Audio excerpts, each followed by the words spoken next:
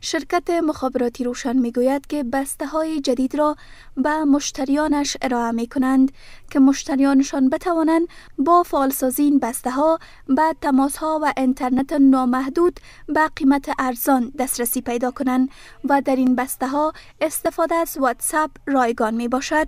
از نرخ های دیگه بسته ها که کاملا ارزان تر است.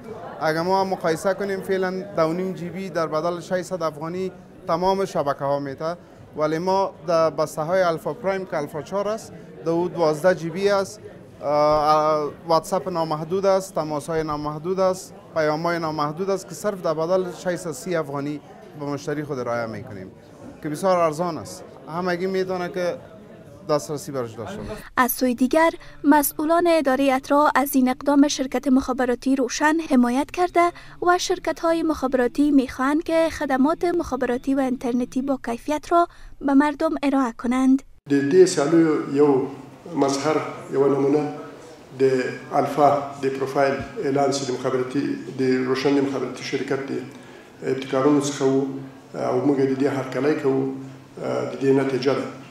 مخابراتی شرکتونه د خپل مشترکینو د لا جلب او جذب لپاره کوشش کوي چې ښه خدمات وړاندې کړي او دا د سیالۍ د سالمې سیالۍ په استقامت یو ښه ګام ده.